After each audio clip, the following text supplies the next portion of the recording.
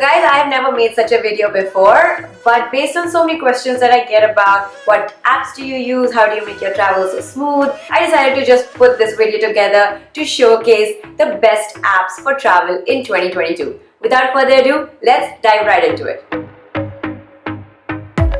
Hello everyone and welcome back to my channel Just Go with Amreen. Today I'm showcasing best travel apps in 2022 which will make your travel planning super smooth. So here's the first one that is my personal favorite, and right now I am actually in this phase where I am deciding where should I travel next and I'm not exactly clear on my destination.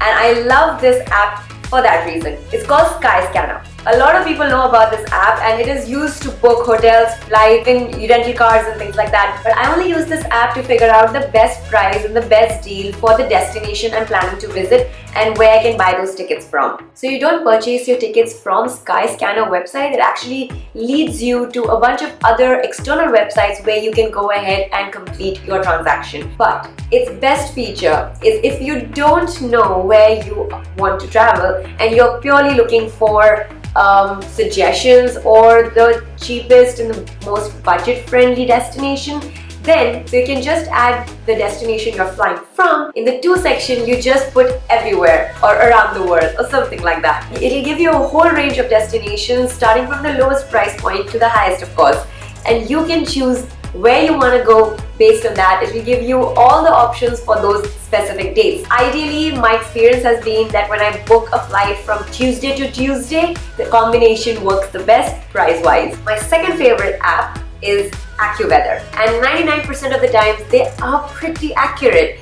After I not booked my destination, but after I have fairly decided where I want to go and the dates, I go on the AccuWeather app. I head to the month and to those days that I will be in that destination. I go to that city to see what the climate condition going to be like. Is it going to be raining all the time? Is there a storm coming up? Is it a typhoon or anything? It's always wiser to check the weather before you book the tickets. In case you don't like rains and you don't like snow or you don't like the extreme temperatures, even if it's like too humid or there's a monsoon or something, then you might want to rethink your date and the destination altogether. So after you've figured out your destination and you like what the weather is going to be like, you might want to check where you're going to stay. There are other apps like Airbnb, Hostel World as well. In case you are into staying in hostels, then that's the app for you. It's called Hostel World. I will show you a screenshot of that. I use Booking.com extensively. I've been using Booking.com for the past 9 years that I've been traveling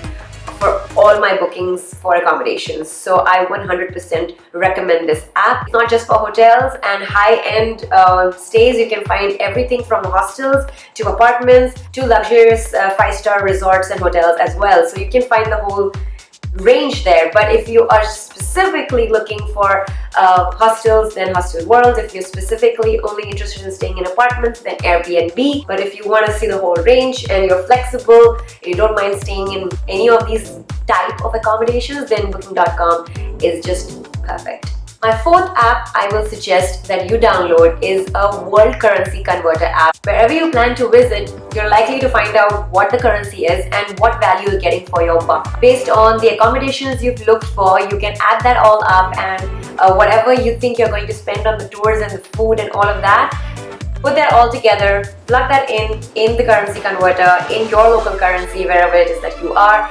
and convert it to the currency of the destination you plan to go, and it will give you a number that you know now that this is what I'm supposed to carry when you travel to this destination.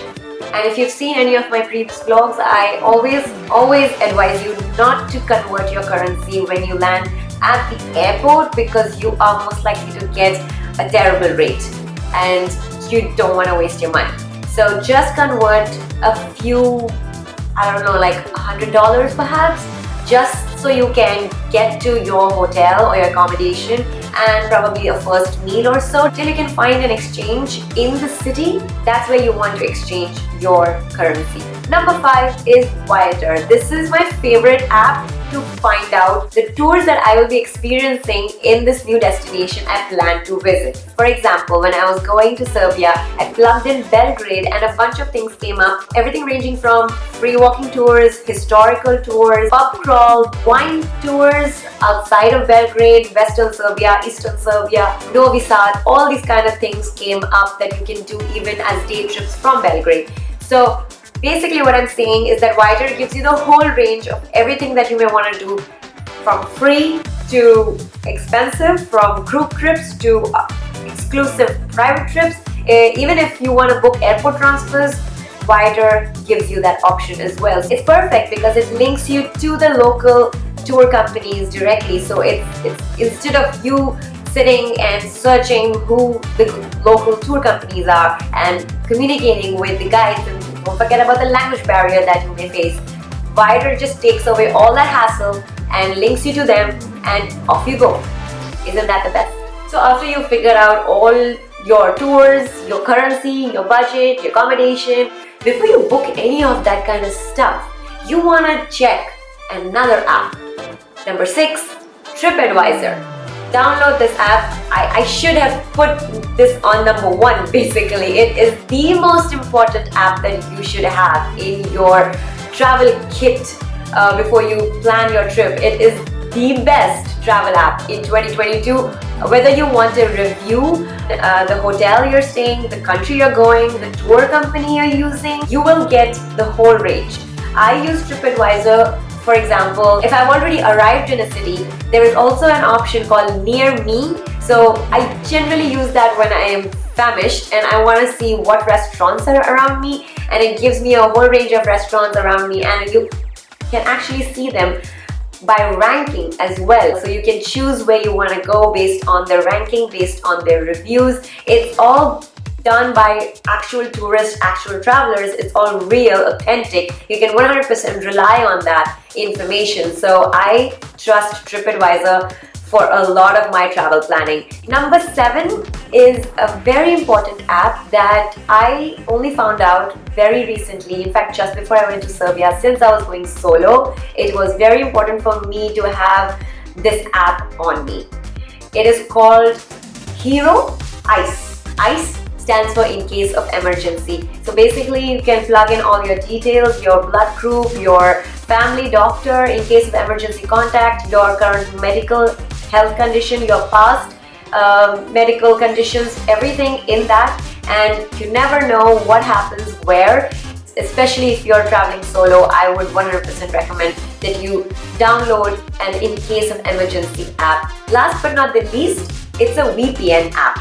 It's called NordVPN. I know there are like a zillion VPN apps out there. There are some free ones as well, and I've tried and tested a lot. Finally realized NordVPN is super reliable. It's paid, but it's really worth it. Go to a new country, and even if you have data in your phone, you may need to use your laptop or your iPad. Like I use my iPad for Google Maps all the time. You might end up using Wi-Fi in public areas. Now when you do that, your information, your data is unprotected in such public Wi-Fi areas. VPN in that case helps you immensely. So switch on your VPN and then go ahead and enjoy your public Wi-Fi. VPN is very important. NordVPN. I'm going to leave the names and apps, links to all these in the description box below. Feel free to check them out, download them.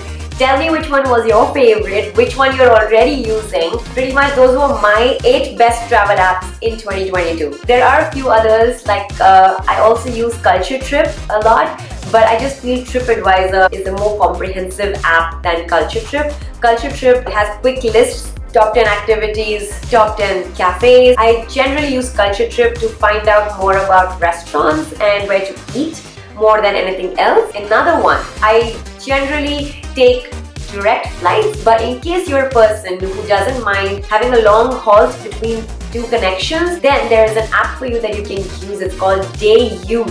What this app does, it gives you options of accommodations, hotels, Airbnbs, whatever, where you can stay at a discounted rate just for the day as opposed to staying and paying for the whole night, which you're not gonna use. This app is very handy. This is all from me for this video. If you liked it, give me a big fat thumbs up and don't forget to subscribe to my channel. Hit that bell icon so that you don't miss any of my upcoming vlogs. My next week's video is about the best way to plan a trip in 2022. So stay tuned for that one. Until then, safe travels. Cheers guys. Bye.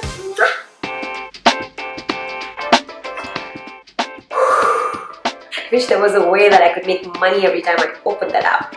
Anyway, it's called booking.com. To my channel, just okay. Number 4, which is what? That was it, isn't it?